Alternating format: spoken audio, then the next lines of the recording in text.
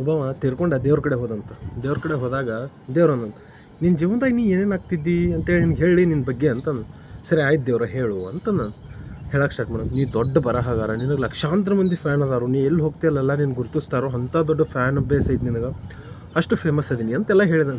ಅಷ್ಟು ಹೌದು, ಬಟ್ ಇದು ನನ್ನ ಜೀವನ ಅಲ್ಲಲ್ಲ, ನೀ ಯಾಕಿದ್ರೆ ನಂದು ಹೇಳತ್ತಿ, ನನ್ನ ಜೀವನದಾಗ ಇದೆಲ್ಲ ಆಗಿಲ್ಲಲ್ಲ. ಏನೋ ಬರವಣಿಗೆ ಮೇಲೆ ಇಂಟ್ರೆಸ್ಟ್ ಇತ್ತು, ಬಟ್ ನನ್ನ ಲೈಫ್ನಾಗ ಇದು ಆಗಿಲ್ಲಲ್ಲ ಅಂತ ನಾನು. ಅದಕ್ಕೆ ದೇವ್ರು ಅನ್ನೋದು, ಇದು ನಿನ್ನ ಜೀವನನ ಆದ್ರೆ ನಿನ್ನ ಜೀವನ ಅಲ್ಲ ಅನ್ನೋದು. ನನ್ನ ಜೀವನನ ಆದ್ರೆ ನನ್ನ ಜೀವನ ಅಲ್ಲ, ಏನು ಹೇಳತ್ತಿ ದೇವ್ರ ನೀ ಅಂದಂತ. ಅವಾಗ ದೇವ್ರು ಹೇಳಿದಂತ, ನಿನಗೆ ನಾ ಕೊಟ್ಟಿರೋ ಎಬಿಲಿಟಿ ಮತ್ತು ಅದ್ರ ಬಗ್ಗೆ ಕೊಟ್ಟಿರೋ ಇಂಟ್ರೆಸ್ಟ್ ನೀ ಕರೆಕ್ಟಾಗಿ ಯೂಸ್ ಮಾಡ್ಕೊಂಡಿದ್ದಂದ್ರೆ ನೀ ಅದೇ ರೇಂಜ್ನಾಗ ಇರ್ತಿದ್ದಿ, ಅದೇ ಜಾಗದಾಗ ಇರ್ತಿದ್ದೆ. ಬಟ್ ನೀ ಅದನ್ನ ಯೂಸ್ ಮಾಡ್ಕೊಳ್ಳಿಲ್ಲ, ಅದಕ್ಕೆ ಅದು ನಿನ್ನ ಜೀವನದಾಗ ನಡೀಲಿಲ್ಲ ಅನ್ನಂತ. ಎಕ್ಸಾಂಪಲ್ಲ, ಈಗ ಥಿಯೇಟ್ರಿಗೆ ಹೋಗಿ ನಾವು ಟಿಕೆಟ್ ತೊಗೊಂಡು ಒಳಗೆ ಹೋಗಿ ಕುಂತಾಗ ಥಿಯೇಟ್ರ್ ಓನರ್ ನಂಗೆ ಪಿಕ್ಚರ್ ತೋರಿಸ್ಲಿಲ್ಲ ಅಂದ್ರೆ ಅವ್ನು ಬೈಬೇಕು, ನಾವು ಪಿಕ್ಚರ್ ತೋರಿಸತ್ತಿಲ್ಲ ಅಂತೆ. ಸುಮ್ಮನೆ ನಾನು ಇನ್ನೂ ಥಿಯೇಟ್ರ್ ಬಾಗಿಲಾಗ ನಿಂತು ಟಿಕೆಟ್ ತೊಗೊಂಡ್ರೆ ಏನು ನಮ್ಮ ಥಿಯೇಟ್ರ್ ಓನರ್ ಒಳಗೆ ಬಿಡುವಲ್ಲ ಅಂತೇಳಿ ಬೈದ್ರೆ ತಪ್ಪಾಕೈತದ.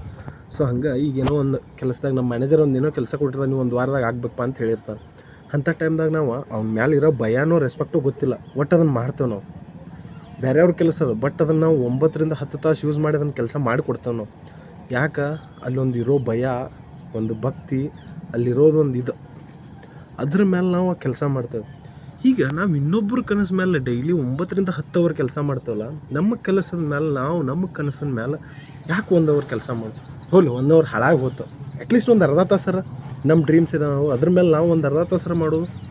ಸೊ ಅದ್ರ ಸಂಬಂಧ ಭಯ ಭಕ್ತಿ ಇಲ್ದವ ಯಾವತ್ತೂ ಏನೂ ಮಾಡೋಕ್ಕೆ ಸಾಧ್ಯ ಇಲ್ಲ. ಭಯ ಭಕ್ತಿ ಇಲ್ಲಾಂದ್ರೆ ಅವ್ನಿಗೆ ಎತ್ತರದ್ದು ಏನೂ ಇರೋದಿಲ್ಲ. ಸೊ ಅದ್ರ ಬಗ್ಗೆ ಏನೂ ತಲೆ ಕೆಡಿಸ್ಕೋದಿಲ್ಲ, ಅದನ್ನು ಮಾಡೋಕ್ಕೆ ಹೋಗೋದಿಲ್ಲ ಫಸ್ಟ್ ಆಫ್ ಆಲ್. ಸೊ ಅದ್ರ ಸಂಬಂಧ ಲೈಫ್ನಾಗ ಸ್ವಲ್ಪ ಭಯ ಭಕ್ತಿ ಅನ್ನೋದು ಇರ್ಬೇಕು. ಆಮೇಲೆ ಅದನ್ನು ಹೇಳಿದ್ನಲ್ಲ, ಯಾವತ್ತಿದ್ರೂ ನಾವು ಅಂದ್ಕೊಂಡಿದ್ದು ನಾವು ಮಾಡಲಿಲ್ಲ ಅಂದ್ರೆ ಇವತ್ತು ಆಗತ್ತಿಲ್ಲ, ಹೋಗಲಿ ಬಿಡು ಅಂತ ಬಿಟ್ಕೊಂತ ಹೋದಂಗೆ ನಮ್ಮ ಆತ್ಮವಿಶ್ವಾಸ ನಮ್ಮನ್ನ ಕುಗ್ಗಿಸ್ಬಿಡ್ತೈತೆ. ಅದರಿಂದ ನಮ್ಮ ಕರಡಿ ಒಳಗೆ ನಿಂತ್ಕೊಂಡು ನಮ್ಮ ಮುಖ ನಮ್ಗೆ ನೋಡೋಕ್ಕಾಗೋದಿಲ್ಲ. ಯಾಕಂದ್ರೆ ಎಷ್ಟೋ ಪ್ರಾಮಿಸ್ಗಳು ನಾವು ಮುರಿದು ಹಾಕ್ಬಿಟ್ಟಿರ್ತೀವಿ, ಒಡೆದು ಹಾಕ್ಬಿಟ್ಟಿರ್ತೀವಿ. ಸೊ ಅದ್ರ ಸಂಬಂಧ ಯಾರ್ದೋ ಕೆಲಸಕ್ಕೆ 9 ಅವರ್ 10 ಅವರ್ ವರ್ಕ್ ಮಾಡ್ತೇವೆ ಅನ್ನೋವಾಗ ನಮ್ಮ ಕನಸಿನ ಮೇಲೆ ನಾವು ಯಾಕೆ ಒಂದು ತಾಸು ಇನ್ವೆಸ್ಟ್ ಮಾಡಬಾರ್ದು.